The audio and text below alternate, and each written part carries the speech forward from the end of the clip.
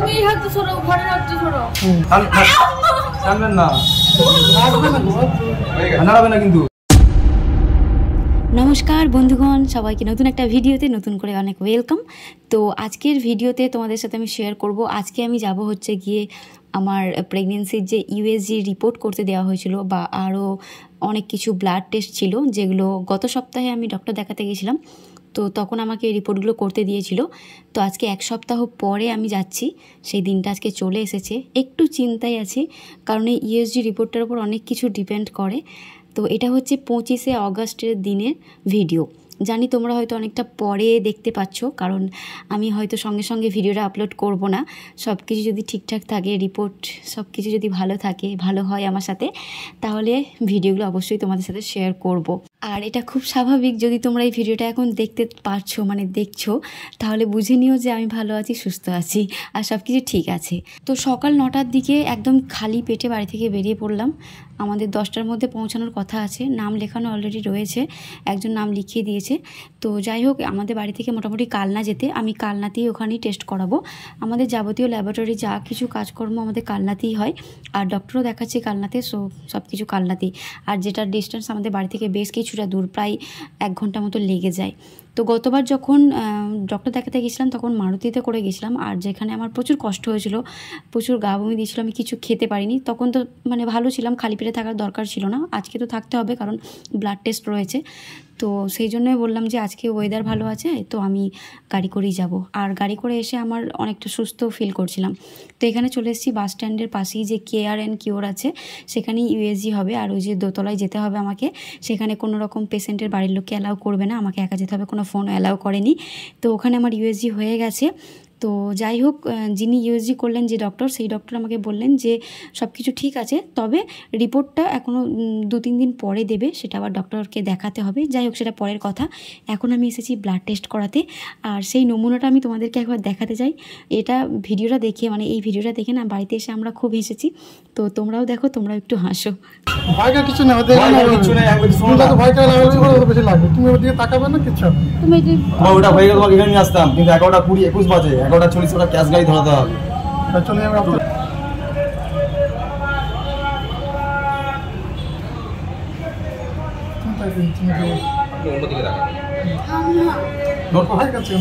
হাত নাড়াবে না, এক্ষুনি হয়ে যাবে। ওই এক্সপার্ট একদম। আমি কিছু করে ভয় খাচ্ছে, হাত নাড়াবে না দিদি, তাহলে কিন্তু আর হবে না। এটা আমার হাত, যেমন সেম টু সেম। আচ্ছা ঠিক আছে, তুমি তাকে তুমি চোখ বন্ধ করো, একটুখানি রক্ত নেবে, ভয় খাচ্ছে কিনা আমাকে ধরো, তুমি ধরো হাতটা মোটা করো, হাতটা টান করুন দিদি, টান করুন, কিচ্ছু হবে না। তুমি এই হাতটা সরো, ঘরের হাতটা সরো। আমি ছেড়ে দিন, একটু স্টেবল হন না, সামান্য একটুকুনি করবে, পিঁপড়ে লাগবে না। হাতে টানবেন না দিদি, টানবেন না, আমি বলে দিলাম, টানবেন না, নাড়াবে না কিন্তু, তাই কিন্তু আসবে না।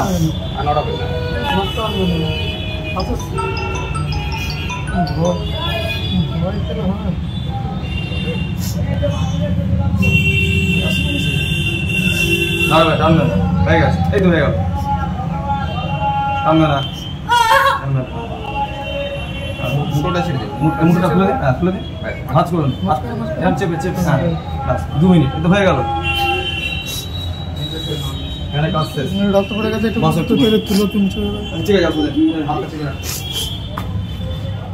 তো এখানে একটুও ন্যাকামো ছিল না আমার, একদম নিজস্ব ভিতর থেকে অন্তর আত্মা আমার কেঁপে যায়। সত্যি কথা বলতে, লাইফে এটা নিয়ে আমি 4বার ব্লাড দিলাম, তারপরেও আমার ভয় কাটেনি। আমি বুঝতে পারছি না কবে এই ভয়টা কাটবে। আমি অনেকটা চেষ্টা করেছিলাম যে না, ভয় খাবো না, কান্নাকাটি করবো না।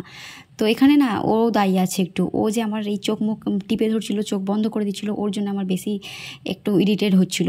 তো তারপর ওর যখন হাতটা সরালো, আমার মাথায় আছে যে আমি হাতটা টেনে নেবো না বা সরাবো না, এই জিনিসটা আমার মাথায় আছে, কিন্তু ভয়ে আমি কান্নাকাটি করে ফেলি। তো যাই হোক, আশা করছি আস্তে আস্তে এই ভয়টা আমি কাটিয়ে ফেলতে পারবো। তো তারপরে ডক্টরের সাথে একটুখানি কথা বলতেছিলাম। আগের বার যখন ডক্টর দেখাতে এসেছিলাম তখন কিছু জিনিস আমি পয়েন্ট ভুলে গেছিলাম, তো সেগুলো বলতে এসেছিলাম।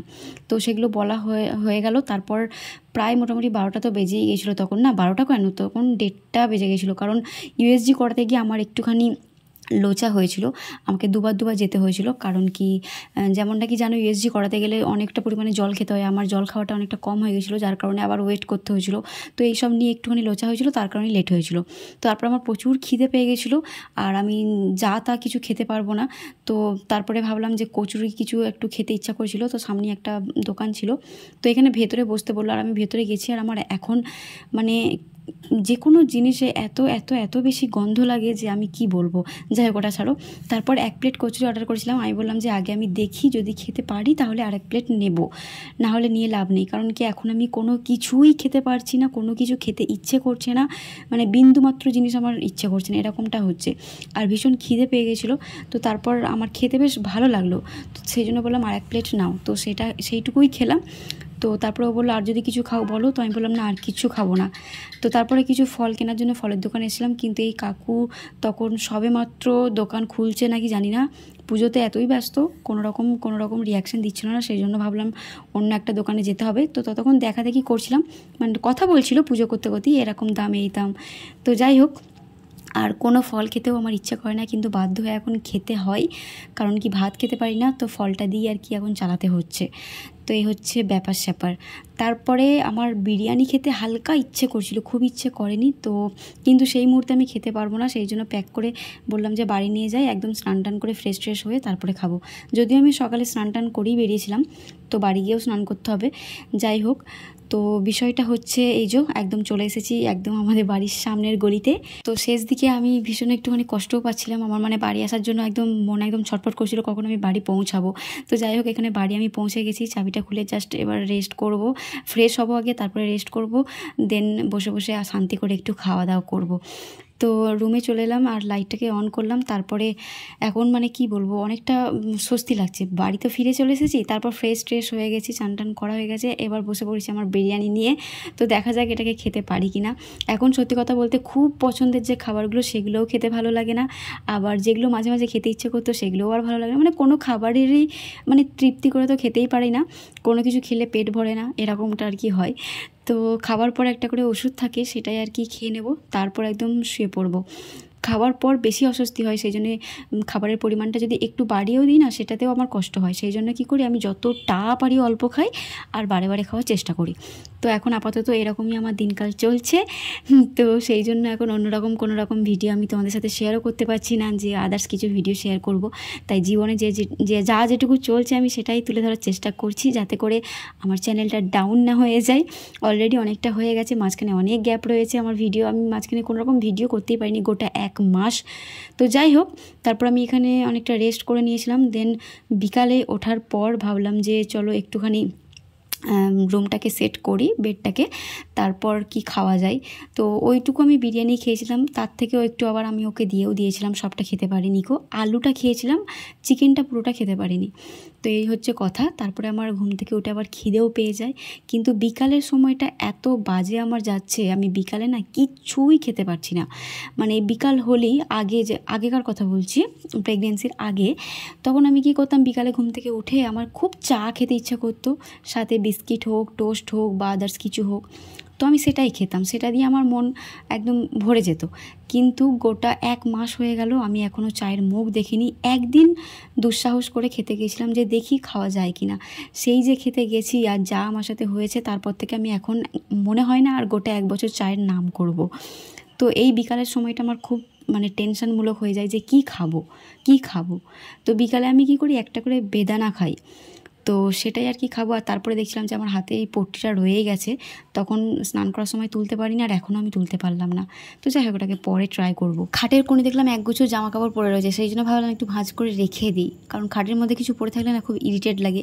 এমনিতেও এখন আমি আর রুম সেটাভাবে ক্লিন করতে পারি না, কোনো কাজই করি না, আমাকে পুরোপুরি বারণ করে দিয়েছে, আর আমার সেরকম করতে ইচ্ছেও করে না, পুরোই একদম শরীর অসুস্থ এখন হয়ে আছি, এরকম একটা ব্যাপার।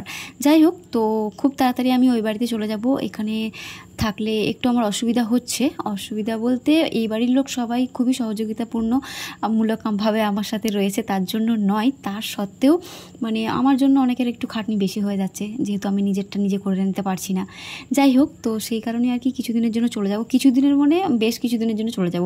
তো এই বাড়ির ভিডিও আপাতত এই মানে আর বেশি কিছু হয়তো শেয়ার করতে পারবো না। মানে এখন আমি এখানেই আছি, কিছুদিন পরে যাব, তো সেগুলো আমি পরে শেয়ার করবো, ঠিক আছে। তো যখন যাই তখন এরকম একটা বেদানা কেটে রেখে যাই, যাতে করে আমি ঘুম থেকে এটা খেতে পারি। তো বিকালে আমি একটা বেদানা খাই, আর তারপর আর কোনো কিছু খাই না, একদম রাত্রে ভাত খাই। যাই হোক, আজকের ভিডিওটা এবার শেষ করে দেবো, আর বেশি দূর টানতে পারছি না। ছোটো মতো একটা ভিডিও শেয়ার করলাম, দেখা হবে খুব তাড়াতাড়ি পরে ভিডিওতে। সবাই ভালো থেকো, সুস্থ থেকো, অনেক হ্যাপি থেকো। আর রাত্রে আমি এইটুকু ভাত খাই আর 2 পিস মাংস। কোনো তরকারি আমি সেরকমভাবে খেতে পারি না, তবে সবজিটা আমার খেতে খুবই ভালো লাগে, সেই জন্য সবজিটা আমি দুপুরেও খাই, রাতেও খাই। তো সবাই ভালো থেকো, ঠিক আছে। আর খুব তাড়াতাড়ি পরের ভিডিওতে আবার দেখা হচ্ছে। তো চলো, এই ভিডিওটা এই পর্যন্তই। তো সবাইকে টাটা।